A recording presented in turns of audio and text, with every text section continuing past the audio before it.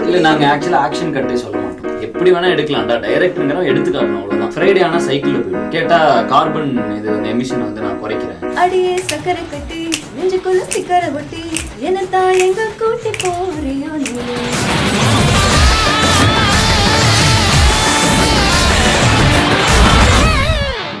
ஜெயிச்சாலும் தோத்தாலும் மீசைய முறுக்கு. எக்ஸாக்ட்லி. சோ மீசை முறுக்கு படத்தை பத்தி நிறைய விஷயம் நம்ம பேச போறோம். Hip hop Tamizha Aadhi and heroine Aathmika. Hi hi அண்ணா, எப்படி நான் கண்டுபிடிச்சீங்க? என்ன கண்டுபிடிச்சீங்க? ரொம்ப அழகா இருக்காங்க. நெட்ல இன்டர்நெட் தான். ஷார்ட் பிலிம்ல இருந்தா ஒரே ஒரு ஷார்ட் பிலிம் நடிச்சிருந்தாங்க. அதை பார்த்தோம். அப்படிங்கிறது பார்த்தா ஒரு ஆட்ல ஒரே ஒரு ஷார்ட் ஃபிலிம் நான் நடிக்கிறேன். நான் ஒரே ஒரு ஷார்ட் பிலிம். இல்ல அவங்க சொல்லிடுவாங்க. இப்ப நான் சொல்லுங்க உங்க ரெஸ்யூமே. ஆமா, நான் கேட்டப்போ அது ஒண்ணுதான் அப்படினீங்க. இல்ல நான் அதெல்லாம் மறைச்சிட்டீங்க. சில விஷயங்கள்லாம் தெரிஞ்சா மறைச்சிட்டாங்க. ரிலீஸ் ஆகல. ஓகே ஒன்னே ஒண்ணுதான் பார்த்தேன் நான் ஒரே ஒரு ஷார்ட் பிலிம் தாங்க, வேற ஏதாவது இருக்குங்க அவ்வளவுதாங்க அப்படின்ட்டாங்க. அப்ப அது ஒண்ணு ஓ first இப்ப காமிச்சிடலாம். இல்ல அது பார்த்தோன்னே okay next door girl okay super கரெக்டான லுக். ஓகே ஆடிஷன் வந்தாங்க. ஆடிஷன்ல முக்கியமா பாத்தீங்கன்னா நம்ம படத்துல எல்லா இன்டர்நெட் கும்பல், ஆமா ஆமா ஃபுல் ஃபன்னு எல்லாம் அராஜகம் கேங். கிட்டத்தட்ட ஒரு 18 பேர் இன்ட்ரோ듀ஸ் பண்றீங்க படத்துல. 13 14 தான் கணக்கு போட்டு பார்த்தேன். ஓகே, ஒரு 14 people வந்து இன்ட்ரோ듀ஸ் பண்றீங்க. அந்த மாதிரி என்னன்னா இந்த பிராங்க் கால் அப்படிங்கிறது வெரி ஃபேமஸ். திடீர்னு நமக்கு யாரா ஃபோன் பண்ணி ஆக்சுவலி பாத்தீங்கன்னா இந்த ஹீரோக்கு நீங்க டப்பிங் பண்ண நமக்கு தெரிஞ்சிரும். ஏய் யாரு அப்படின்னு சொல்லிட்டு உங்களுக்கு அந்த மாதிரி ஃபோன் வந்திருக்கும்ல. அப்ப வரும்போது நீங்க எப்படி ரியாக்ட் பண்ணீங்க? எங்க பிராங்க் கால் இங்க பிராங்க் கால் இல்லங்க, நிஜமாவே நீங்க வந்து நடிக்க வரணும் அப்படின்னு ஆடிஷன் கால்க்கு சொன்னா அதுக்கு எப்படி ரியாக்ட் பண்ணீங்க? ஆதி சார் ஆபீஸ்ல இருந்து கால் பண்றோம். என்ன ஆதிங்க இப்போ தமிழ் எது கால் பண்ணீங்க? ஆடிஷன் வாங்க. ஆடிஷன் சொன்னும் பாட்டு பாட சொல்றாங்களோ? ஏன்னா என்ன மேட்டர்னா அவங்க பாட வர செய்வாங்க. அப்படிங்களா?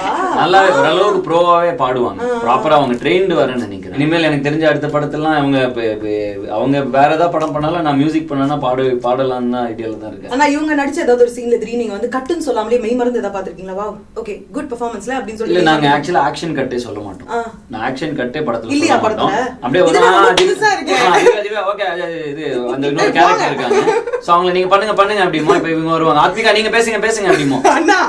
ஓகே ஸ்டார்ட் பண்ணுங்க அப்படின்ட்டு ரிஹர்சல் தான் பண்ணுங்க பாப்போம். என்ன பிரச்சனை, எல்லாரும் புதுசு ஃபர்ஸ்ட் டைம். என்ன இந்த பொசிஷன்லாம் மார்க் பண்ணுவோம், ஃபோக்கஸ்க்கு மார்க் பண்ணா அந்த சாக் போட்டு மார்க் பண்ணோம். நாங்க வந்து நின்றுவாங்க.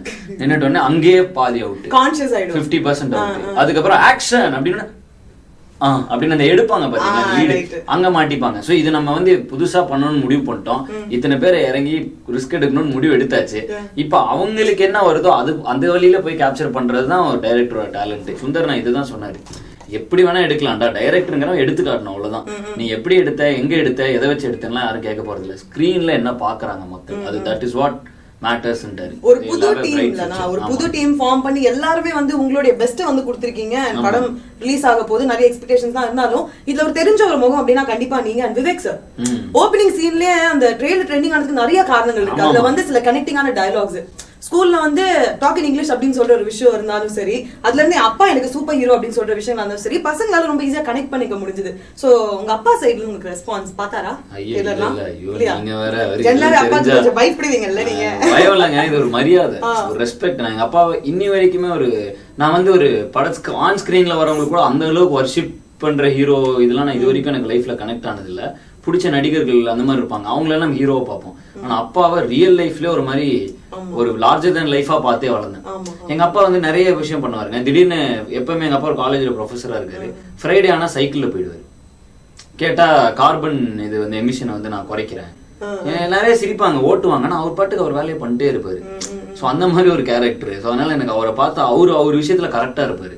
சோ நான் அதனாலேயே எனக்கு ஒரு பயம் அவர் மேல, ஒரு ரெஸ்பெக்ட் ஒரு இருந்துட்டே இருக்கும். அவர் சொல்றதெல்லாம் நடந்துட்டே வந்துச்சு. எஜுகேஷன் ஃபர்ஸ்ட், என்டர்டெயின்மெண்ட் நெக்ஸ்ட் அப்படின்னாரு. அப்ப நான் மதிக்கல அவரை. கிளம்பி சென்னை வந்துட்டேன். ஒத்த பைசா தரமாட்டேன், கஷ்டப்பட போறேன்னாரு. அதுவும் கண்டுக்கல. படிச்சுட்டே பண்றாரு. கடைசியில திரும்பி வீட்டுக்கு போனதுக்கப்புறம் MBA படிச்சுட்டே தான் பண்ணேன். கடைசியில அவர் சொன்னதுதான் நடந்துச்சு. பட் என்னன்னா நம்ம பேரண்ட்ஸை டக்குன்னு ரொம்ப அவ்வளோ க்ளோஸ் ஃப்ரெண்டா இருந்தாரு. வீட்டு விட்டு வாக் அவுட் பண்ணப்ப எந்த பேரண்டா இருந்தாலும் ஒன்று வந்துரும் இல்லையா, அது ஒரு சின்ன ஒரு டிஸ்டன்ஸ் வந்துச்சு அப்பாவுக்கு எனக்கும்.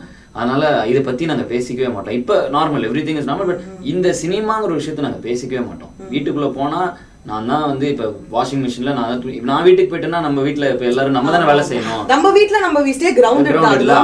அதனாலயே அது ஒரு நல்ல பிளஸ் தான் எனக்கு. How difficult was to love someone on screen? இது வந்து நீங்க லவ் இருக்கும் படத்துல. ஆனா அந்த லவ் ஒரு மாதிரி இன்ஜினியரிங் காலேஜ்ல இந்த பட்டிங்கா ஒரு போறப்ப நிறைய காலேஜ்ல இன்னி வரைக்கும் ரூல்ஸ் இருக்குங்க, பசங்க பொண்ணுங்க பேசக்கூடாதுன்னு. இப்ப இந்த மாதிரி காலேஜ்ல லவ் பண்ண எப்படி பண்ணுவாங்க? புரியுது உங்களுக்கு? அந்த மாதிரி விஷயங்கள் இப்ப ஏன்னா இன்னைக்கு என்ன லவ்னா ஒரு கெட்ட வார்த்தையா பாத்துட்டு இருந்தாங்க ஒரு 5 years. நான் காலேஜ் ஃபர்ஸ்ட் இயர் படிக்கிறப்ப இன்னைக்கு என்னன்னா ட்ரெண்டே வேற. 10th பையன் வந்து ஐ ஹாவ் அ கேர்ள் ஃப்ரெண்டுக்கு நான் அவங்க வீட்டுல வந்து அப்படியான்னு கேட்டுக்கிறேன். ஒரு 5 வருஷத்துக்கு 6 வருஷத்துக்கு ட்ரெண்ட் கொஞ்சம் கொஞ்சம், அதாவது எல்லா செக்ஷன் ஆஃப் சொசைட்டியும் சொல்ல ஒரு செக்ஷன் ஆஃப் சொசைட்டில இப்படி மாறிக்கிட்டே இருக்கு. ஸோ இது கனெக்டும் ஆகணும். அதே சமயத்தில் லவ் வந்து தகட்டக்கூடாது. அதே ஆனா ஜாலியாகவும் போகணும். ஸோ அந்த குட்டி ஃபிளர்ட்டிங் இதெல்லாம் வந்து அப்படியே சும்மா ஒரு மாதிரி ஜாலியா பண்ண இருக்கும் ட்ரை பண்ணதான், ஒரு நேச்சுரலா ட்ரை பண்ணதான் சிரிச்சுட்டே இருப்போம். படம் ஃபுல்லா அந்த ஃபன் இருந்துட்டே இருக்கும். அண்ட் ஹீரோ ஹீரோயின் தனியா வர சீனை விட ஹீரோ அண்ட் ஃப்ரெண்ட்ஸ் ஹீரோயின் தான் இருக்கும். அதான் ஃபன் ஃபேக்டர். ஆமா, படம் ஃபுல்லா அப்படிதான் இருக்கும். பசங்க கூட என்ன பண்றாங்கன்னு ஜாலியா என்ன பண்றாங்க. அது என்னன்னா பொண்ணுங்க இப்ப படம் பார்க்க வராங்கன்னா உங்களுக்கு ஒரு ஃபன்னா இருக்கும். ஓ இதெல்லாம் நிறைய விஷயம் இருக்கும். கை தட்டி விசில் அடிப்போம் நாங்கல்ல. டைட்டில் கார்டுல வந்து கதை, திரைக்கதை, இயக்கம், வசனம், இசை அப்படின்னு சொல்லிட்டு நம்ம டிஆர் சாருக்கு அப்புறமா டைட்டில் ரொம்ப பெருசா இருக்கு இல்லையா? அது நிறைய ஒரு பொறுப்பாவும் தெரியுது. அட் த சேம் டைம் அதை அச்சீவ் பண்றதுக்கும் ஒரு கண்டிப்பா ஒண்ணு தேவையில்லை. யூ ஜஸ்ட் கான்ட் சிம்பிளி எல்லாமே இது எல்லாமே ஒன்னு பண்றது எப்படி இருந்தது உங்களுக்கு?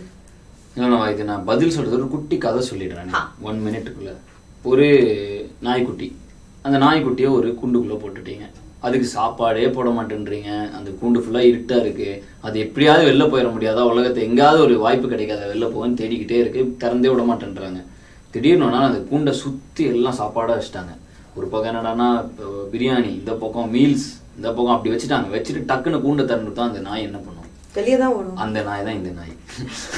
ஸோ எனக்கு வந்து வாய்ப்பு எல்லா இடத்துலையும் தட்டி தட்டி பார்க்குறேன், எங்கேயுமே கிடைக்கல. அப்புறம் நானா உருவாக்கிக்கலாம் சொல்லி மியூசிக் வீடியோ எடுக்கிறோம். வாடி புள்ளவாடி, டக்கர் கூட படம் வந்ததுக்கப்புறம் வாடி புள்ளவாடி எடுத்துங்க.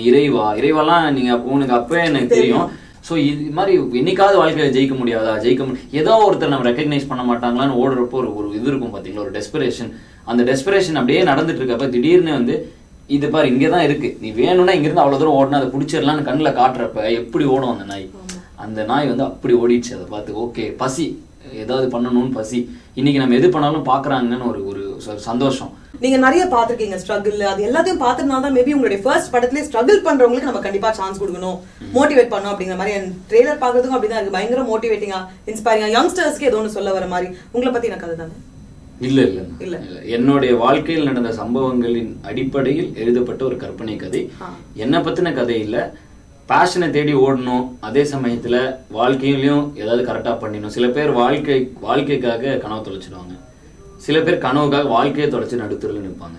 அதுவும் இந்த மிடில் கிளாஸ் பசங்களுக்கு என்ன பிரச்சனைனா, இந்த லைனுக்கும் போக முடியாது, இந்த லைனுக்கும் போக முடியாது. எங்க போறது? வாழ்க்கையா கனவா வாழ்க்கைங்கிற குழப்பத்திலே அந்த லைஃபை கடந்து முடிஞ்சிருவாங்க. ஸோ இந்த மாதிரி இருக்கிற பசங்களுக்கு நான் இந்த ரூட்டை தான் ட்ராவல் ஆகி வந்தேன். ஸோ எனக்கு என்னன்னா, என் நண்பர்கள் இருப்பாங்க இல்லை, எனக்கு அடுத்து இப்போ 12th முடிச்சுட்டு காலேஜ் சேர போவாங்கல்ல சில பசங்க என்ஜினியரிங் முடிச்சுட்டு MBA படிக்க போகலாம், நான் தொழில் ஆரம்பிக்க போறேன், நான் ஒரு ஆண்டர்பிரினர் ஆக போறேன். இது சினிமாவை பத்தின படம் இல்லை. ஒருத்தன் கனவு வந்து ஜெயிக்கிறமா தோக்குறமாங்கிறது முக்கியம் இல்ல. அது ஒரு கிளாரிஃபிகேஷன் தான். நிறைய பேருக்கு அது ஒரு தாட்டா இருக்கு. என்னன்னா என்னால ஈஸியா சொல்ல முடியும் இல்லையா? என்னோட கதைகள் நாங்க பட்ட விஷயத்தை ஈஸியா சொல்ல முடியும் இல்லையா? அதனால அதுல இருந்து நிறைய விஷயங்கள் எடுத்துட்டோம். But full and full it's family entertainment. ஐயோ படம் அப்படி பார்த்தா ஃபேண்டசி நம்ம நடுவுலாம் எங்கெங்கயோ போகும். சூப்பர் ஹீரோஸ் எல்லாம் வருவாங்க. சூப்பர்மேன், ஸ்பைடர் நம்ம ஒரு மாதிரி யோசிச்சிருந்தா படம் வந்து வேற மாதிரி ஒண்ணு வந்து நீங்க பண்ணிருக்கீங்க. ஒரு ஃபைட்லாம், வீடியோ கேம் சண்டைலாம் வரும், எதுவும் வரும். நீங்க வந்து அப்படிலாம் பார்க்க முடியாது. படம் வந்து ஒரு எக்ஸ்பீரியன்ஸ் தான், ஒரு மாதிரி ஜாலி என்டர்டைன்மெண்ட். இதுல நீங்க இது லாஜிக் அது லாஜிக்லாம் இருக்காது. ஒருத்தன் கதை சொல்றப்ப நீ சொல்ற கதை எனக்கு பிடிக்கலன்னு தான் சொல்ல முடியும், நீ சொல்ற கதை தப்புன்னு சொல்ல முடியும். சோ அதனால அப்படிதான் இதை பண்ணிருக்கோம். இது ஒரு கதை, இது வந்து ஒரு கதையோ ஒருத்தன் சொல்றான். நீங்க பேசும்போது நிறைய ஸ்டேட்டஸ் மெசேஜ் அதுல இருந்து எடுத்துட்டேன் நான். ஆமாமா, படம் ஃபுல்லா நீ ட்ரைலர்லயே வருது ஸ்டோரி ஆஃப் எ ஸ்டோரின்னு, ஒரு கதையோட கதை. அதான் பேச வச்சுட்டேன், பாட வைக்கணும் அப்படின்னு ஒரு ஆசையா இருக்கு எனக்கு. கண்டிப்பா ஒரு பாட்டு இல்ல, எல்லா இடத்துலயும் பாடுறாங்க, இங்கேயும் பாடணும். கண்டிப்பா இல்ல, உங்களால முடியும். முடியாது ஒண்ணுமே நீங்க பாடுறதுதான் இங்க. Okay super. அதுக்கு பண்ணுமா? வேணாம் அவங்க பண்ணிடுவாங்க. பண்ணுங்க. ஏங்க உங்களுக்கு எனக்கு வந்து எப்படி தெரியுது சப்போர்ட்? அடியே சக்கரை கட்டி நெஞ்சுக்குள்ள சிக்கரை ஒட்டி என்னத்தான் எங்க கூட்டி போறியோ நீ தாயம் சில்ல கட்டி வடிய சில்ல குட்டி உன்னத்தான் தேடுறேனா, நானும் தேடி பார்த்தேன், உலகம் தாண்டி பார்த்தேன், உன்னை போல் அழகியத்தான் பார்த்ததில்லடி, கவிதை பாடி பார்த்தேன், கதைகளி பாடி பார்த்தேன், அடிய என்ன கொஞ்சம் பார்த்து செல்லடி வாய அஞ்சல நான் உனக்கு கெஞ்சுறேன் காதல் கொஞ்சமா தாடி புள்ள. அப்படியே நாங்க வாடி புள்ள வாடி அப்படி கண்டினியூ பண்ணிக்கிறேன். சூப்பரா. ஓகேவா? Very nice. All the very best அண்ணா. ஜெயிச்சாலும் தோத்தாலும் மீசைய முறுக்கு. Thank you. நன்றி, வணக்கம். நன்றி, வணக்கம். ஒன்னு ஞாபகம் வச்சுக்கோ, தோத்தா ஜெயிக்கணும்னு மட்டும்தான் தோணும், ஆனா அவமானப்பட்டா சாதிக்கணும்ன்ற வெறியே வரும்டா.